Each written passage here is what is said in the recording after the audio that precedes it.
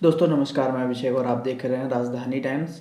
आपको बता दें, मंत्रिमंडल के विस्तार को लेकर सूत्रों के हवाले से जो खबर आ रही है उसके हिसाब से कल देर रात तक या तो परसों की सुबह सुबह आपको मंत्रिमंडल के विस्तार में कहीं ना कहीं ये बढ़ोतरी देखी जा सकती है। साथ ही साथ अब आपको ये बता दें कि मंत्रिमंडल को लेकर कयास ये लगाए जा रहे हैं कि विंध्य से जितने नेता लिए जाने हैं उससे कहीं ज़्यादा महाकौशल और ग्वालियर चंबल अंचल से नेता लिए जाने हैं इस बार।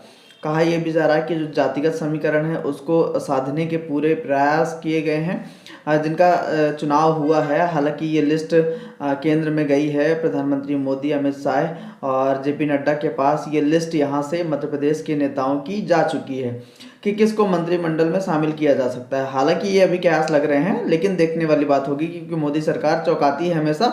लेकिन अभी जो नाम गए हैं उनमें से कहा जा रहा है कि विंध्य से दो नाम या 3 नाम हो सकते हैं, अधिकतम 3 नाम हो सकते हैं और कम से कम 2 नाम शामिल हैं। बहरहाल देखने वाली बात होगी। लेकिन सबसे ज़्यादा आपको अहम जो जानकारी है वो बता दें कि महाकौशल प्रांत से, महाकौशल प्रांत मतलब जबलपुर के आसपास का जो क्षेत्र है, वहाँ से सबसे ज़्यादा नाम होने की जो संभावना है वो बताई जा रही है। कहा जा रहा है कि महाकौशल प्रांत में अभी जो मुख्यमंत्री, उप मुख्यमंत्री, विधानसभा अध्यक्ष, प्रोटेम स्पीकर जो भी चीज़ें मिली हैं वो कहीं ना कहीं महाकौशल प्रांत वालों को अभी तक ज़्यादा कुछ ऐसा मिला नहीं है बड़ी चीज़। ऐसे महाकौशल जो प्रांत है वहाँ रोष व्याप्त है इस बात के खिलाफ। जो जानकारी मिल रही है वहाँ से लोग नाराज़ हैं और नाराज़गी दिखा भी रहे हैं कई मायनों में। लेकिन अभी देखने वाली बात होगी कि महाकौशल से कितने नेता जा चुन कर जाते हैं मंत्रिमंडल के लिए। लेकिन ज़्यादातर नाम जो भेजे गए हैं वो महाकौशल और ग्वालियर चंबल अंचल से हैं। जी हाँ, मालवा की अगर बात करें तो मालवा से भी काफ़ी नाम है। लेकिन मालवा से नाम तो आप देख सकते हैं क्योंकि मालवा निमाड़ जो क्षेत्र है वो कहीं ना कहीं राजधानी भोपाल और उससे इधर जो इंदौर का एरिया है कहीं ना कहीं यहाँ से जुड़ा हुआ है, तो यहाँ से नाम होने लाजमी है। लेकिन ग्वालियर चंबल और बात करें महाकौशल की तो यहाँ से इतने नाम नहीं होते थे। लेकिन इस बार के चुनाव के बाद जैसे राकेश सिंह जबलपुर से सांसद थे और वो चुनाव लड़े, चुनाव जीते भी, और कहा यह जा रहा था कि राकेश सिंह को भी कोई बड़ी जिम्मेदारी तो मिलेगी क्योंकि सांसद हैं। बहरहाल ये देखने वाली बात होगी कि मोदी सरकार किन किन नामों पर मुहर लगाती है, किन किन नामों को मोदी सरकार की तरफ से हरी झंडी मिलती है। लेकिन जो कहा जा रहा है, हम विंध्य क्षेत्र की बात कर लें तो विंध्य क्षेत्र में कहा जा रहा है कि 2 नाम जो सबसे ज़्यादा चर्चा में है। एक रीति पाठक जो सांसद हैं सीधी से, उनका नाम सबसे ज़्यादा चर्चा में है और होगा भी, क्यों नहीं, क्योंकि एक सांसद है और उनको टिकट दिया गया और ऐसी सीट से टिकट दिया गया जहां से संभावना ही नहीं थी कि वो चुनाव जीतेंगे। क्योंकि जो वहाँ के समीकरण थे, एक तो ब्राह्मण जो विरोधी वो चीज़ हुई थी वहाँ पे, पेशाब कांड आपको याद होगा।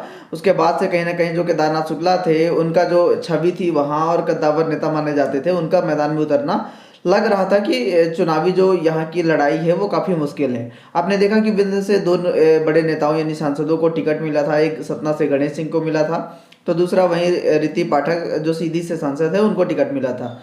तो दोनों में से एक चुनाव हार गए हैं, यानी गणेश सिंह चुनाव हार गए हैं और रीति पाठक चुनाव जीत गई हैं। ऐसे में रीति पाठक को बड़ा पद मिलना स्वाभाविक सी बात है। लेकिन अब पद क्या मिलेगा, इसके कयास लगाए जा रहे हैं कि कोई भी बड़ा मंत्रालय उनको मिल सकता है। लेकिन अब देखने वाली बात यह होती है कि विंध्य से जो 2 नाम है, पहला नाम तो रीति पाठक का है, उनको क्या मंत्रालय मिलता है, क्योंकि कहा यह जा रहा है कि महिला बाल विकास जो मंत्रालय है वो रीति पाठक को मिल सकता है। ऐसी चर्चाएं जो राजनीतिक गलियारों में हैं, ये ऐसी चर्चाएं हैं कि महिला बाल विकास मंत्रालय रीति पाठक को मिल सकता है। तो वहीं अब बात करें, मैहर विधायक जो हैं श्रीकांत चतुर्वेदी, इनका भी नाम भेजा गया है। ऐसी चर्चाएं हैं, हम ये दावा नहीं कर रहे हैं कि यही मंत्री बनेंगे, लेकिन मैहर से जो विधायक हैं श्रीकांत चतुर्वेदी, कहीं ना कहीं इनका नाम भी है क्योंकि यहाँ की लड़ाई भी त्रिकोणीय थी। त्रिकोणी में भी चतुष्कोणी कह सकते हैं इसको कहीं ना कहीं, क्योंकि बसपा का रोल तो होता ही था, क्योंकि विंध्य का जितना भी एरिया है वहाँ बसपा का रोल होता है। ऐसे में बसपा भी थी, उसके बाद नारायण त्रिपाठी की पार्टी विंध्य जनता पार्टी भी थी। तो अगर बात करें तो यहाँ से चतुष्कोणी लड़ाई में श्रीकांत चतुर्वेदी ने जीत हासिल की है और कहा यह जा रहा है कि श्रीकांत चतुर्वेदी को भी ज्योतिरादित्य सिंधिया के करीबी होने के कारण इनको पद मिल सकता है। बहरहाल अभी ये सब कयास लगाए जा रहे हैं क्योंकि मोदी सरकार हमेशा सरप्राइजेस देने में सबसे आगे रहती है। आपने देखा भी, मुख्यमंत्री चेहरे को लेकर बात की जाए, उप मुख्यमंत्री के चेहरों पर बात की जाए, या अभी तक विधानसभा अध्यक्ष या प्रोटेम स्पीकर बने हैं, जो भी पद जिसको दिया गया है कहीं ना कहीं चौंकाने वाले रिजल्ट रहे हैं मोदी सरकार के। तो बहरहाल ये देखने वाली बात होगी कि क्या होता है क्या नहीं होता है। संभावना तो ये जताई जा रही है कि जो ऋति पाठक है उनको तो महिला बाल विकास मंत्रालय मिलने वाला है, लेकिन ये सिर्फ कयास हैं अभी, और क्या मंत्रालय मिलेगा नहीं मिलेगा वो देखने वाली बात होगी। लेकिन विंध्य से जो दो बड़े नाम हैं, ऋति पाठक का है, श्रीकांत चतुर्वेदी का है, और तीसरा नाम गिरीश गौतम का भी रीवा से चल रहा है।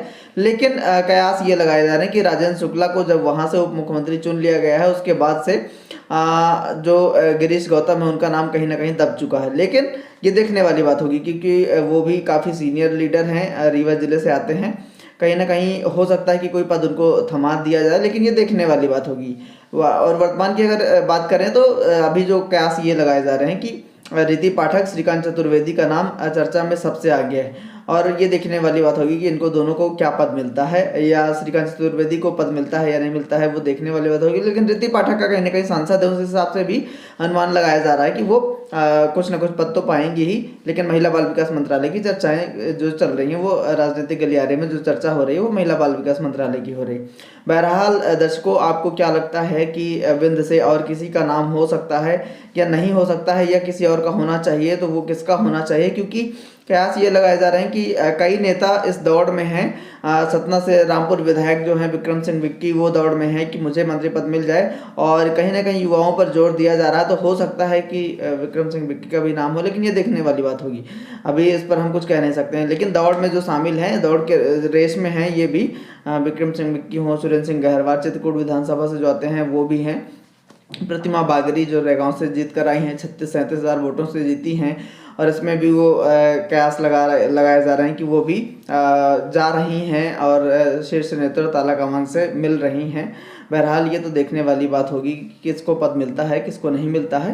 बहरहाल इन सब बातों पर लगाम जो लग जाएगी कल शाम तक या परसों तक इस बात पर लगाम लग जाएगी, और मंत्रालय का जो विस्तार है वो 2 से 3 दिनों के भीतर हो सकता है। लेकिन आप सारी अपडेट पाने के लिए हमारे चैनल से जुड़े रहिएगा, ताकि हम आपको लेटेस्ट अपडेट से रूबरू कराते रहेंगे। और आपने हमारा चैनल सब्सक्राइब नहीं किया तो कर लीजिए, क्योंकि सब्सक्राइब कर लेंगे तब आपके पास लेटेस्ट जो नोटिफिकेशन होगा हमारे चैनल के वीडियोस का, वो आप तक पहुंच जाएगा। और जो भी खबरें मध्य प्रदेश, राजस्थान, छत्तीसगढ़, जो तीनों नए राज्यों में चुनाव हुए हैं, उनको लेकर जो खबरें होंगी वो आप तक पहुंचती रहेंगी।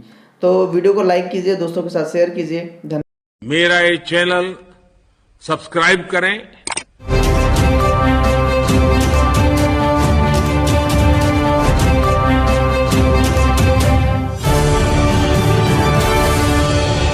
मेरा ये चैनल सब्सक्राइब करें।